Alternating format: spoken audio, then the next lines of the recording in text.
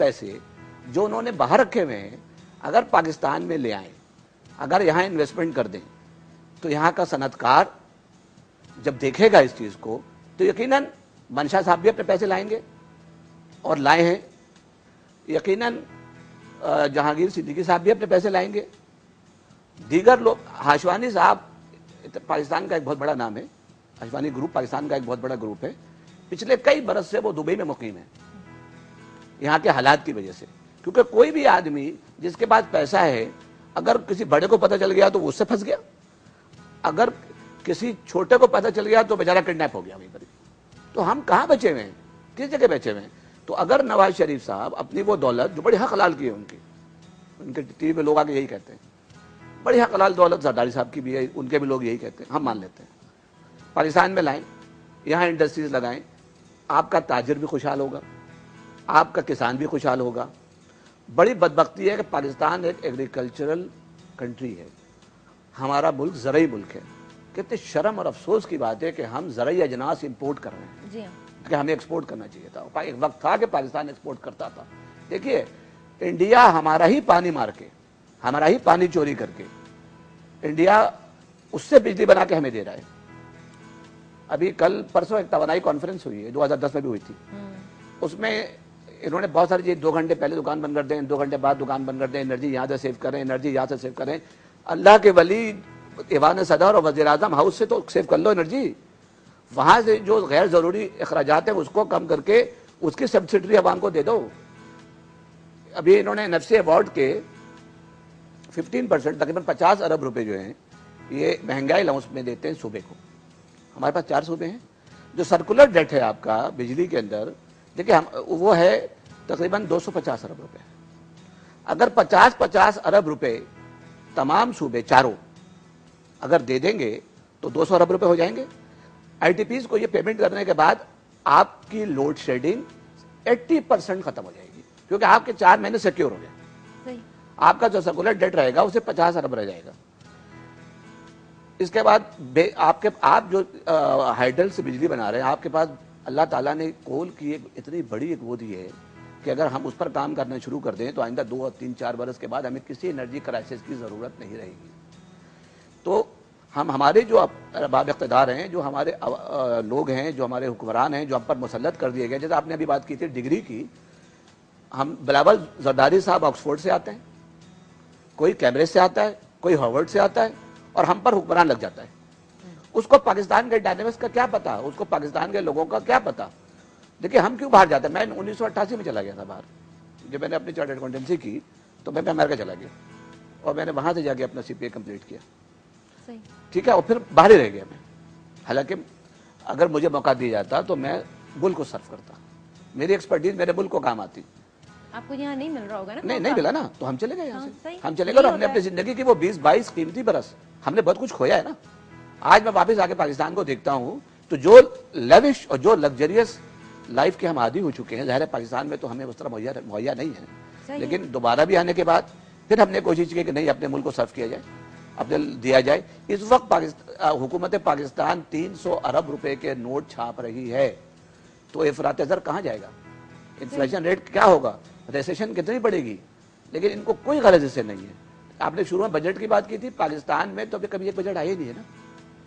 अभी हो सकता है कि जी चूंकि इलेक्शन है तो बड़ा अच्छा बजट आ जाए, लेकिन उसके बाद पे दर पे हर 2 महीने के बाद मिनी बजट्स पाकिस्तान में आते रहे हैं और आते रहेंगे। मुझे तो ताज्जुब होता है, हफीज शेख साहब की जो आलमी शोहरत है वो बहुत ज़्यादा है, मैं उनको बहुत अच्छा आदमी समझता हूँ, मेरी एलेक्स लाइक भी है। मुझे ताज्जुब है कि हफीज शेख साहब ने इस मुल्क में, इस गवर्नमेंट के अंदर आके कैसे वजारत खजाना का कलमदान कबूल कर लिया। हैरत है मुझे इस बात पे। शाहिद हफीज कारदार साहब ने रिजाइन किया स्टेट बैंक से। स्टेट बैंक ने जो रिपोर्ट दी है पिछले साल की, आप पढ़ लीजिए, आपके इतनी होलनाक है कि आपकी आंखें खोल देने के लिए वो काफी होगी। आपका रेसेशन रेट, आपका इन्फ्लेशन रेट आसमान से बात कर रहा है। 300 अरब रुपए आप छापे चले जा रहे हैं। गवर्नमेंट ऑफ पाकिस्तान कमर्शियल बैंकों से इस कदर कर्ज ले चुकी है, मेरा ख्याल है 3 खरब और कुछ 34-35 अरब रुपए के करीब कर्ज ले चुकी है। कहाँ है ये पैसे? कौन ले गया ये पैसे?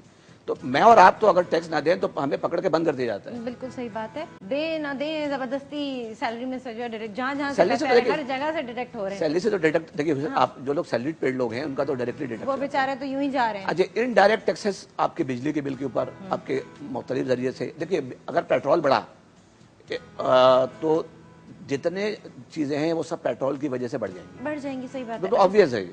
بالکل صحیح بات. تو یہ ساری چیزیں جو ہیں وہی میں دوبارہ درخواست کروں گا آپ کے, اس سے آپ کا اس کام ٹائم اب رہ نہیں رہ گیا. تمام بڑے افراد دیکھیں ہم انویسٹرز بیٹھے ہیں تیار. آج آپ پاکستان کی صورتحال بہتر کر دیں لا لیسنس کی.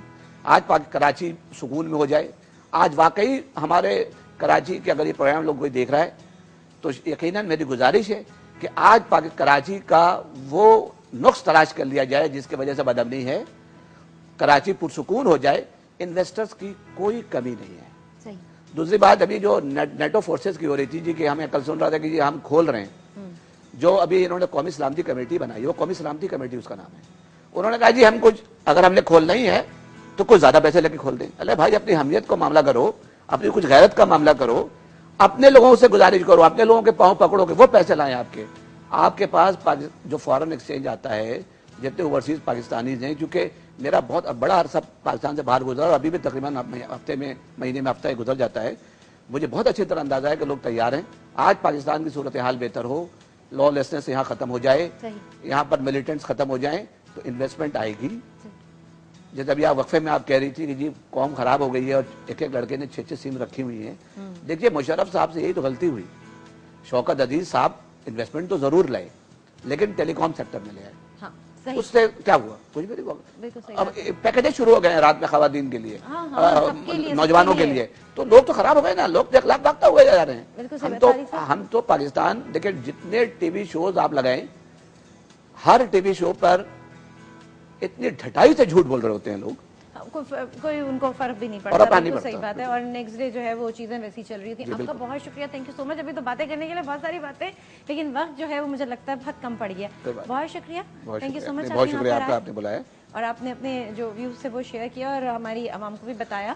اب وائنڈ اپ پہ صرف میں یہ کہنا چاہوں گی کہ یہ جانے کا وقت ہو چکا ہے. چھوٹی سی بات یہ کہنا چاہوں گی کہ اس وقت جو کرنٹ سچویشن پاکستان کی ہے وہ کچھ اتنی بہتر نہیں ہے. یہ بات ہم سب جانتے ہیں. اگر آپ ہر طرح سے دیکھ لیجئے, آپ مہنگائی کے حوالے سے دیکھ لیجئے, آپ غربت کے حوالے سے دیکھ لیجئے, پھر ہم نے بات کی یہاں پہ پیٹرول کی, تو پیٹرول مہنگا, اس کے علاوہ گیس اویلیبل نہیں, کہیں کہیں گیس کی جو ہے وہ کافی جگہوں پر لوڈ شیڈنگ کی جا رہی ہے.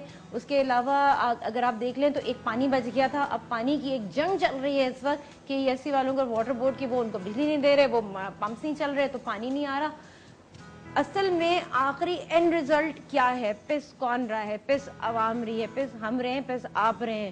اور جب پیٹرول یہاں پر مہنگا ہوتا ہے تو آپ میں ایک کیوں نہیں ہے. آپ مجھے کنٹری کا نام یاد نہیں آ رہا, ایک کنٹری میں یہ ہوا تھا کہ پیٹرول مہنگا کیا تھا, سب نے اپنی گاڑیاں لگائیں, پیدل چلنا شروع کر دیا. یقین مانے 2 دن کے اندر واپس سے پرائز آ گئی تھی. لیکن یہاں پر سب کو اپنی پڑی ہے. امیر کو اور امیر بننا ہے اور بیچارہ غریب اس دوڑ میں شامل ہونے کے چکر میں اور غریب ہوا چلے جا رہا ہے. یہاں پہ آپ نے کھانے دانے دانے کو لوگوں کو محتاج کرنا شروع کر دیا ہے. تو وہ وقت ہمیں دور نظر نہیں آتا جب ہم کہتے ہیں کہ چیزیں بہت زیادہ بگڑ جائیں گی.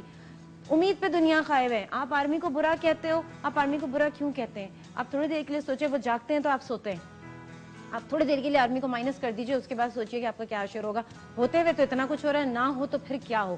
تو یہ ایک کوسچن مارک ہے. اپنی آرمی کو برا نہیں کہ یہ دنیا, پوری دنیا میں کوئی کنٹری ایسی نہیں ہے جو اپنی آرمی کو برا کہے. واحد ہم ہیں جو اپنے آرمی کو برا بھلا کہتے ہیں. ابھی اتنی بڑی بات انہوں نے کہی, 140 لوگ جو وہاں پہ پھنسے ہوئے اس وقت, ان کا کوئی پرسان حال نہیں ہے, کچھ نہیں ہے.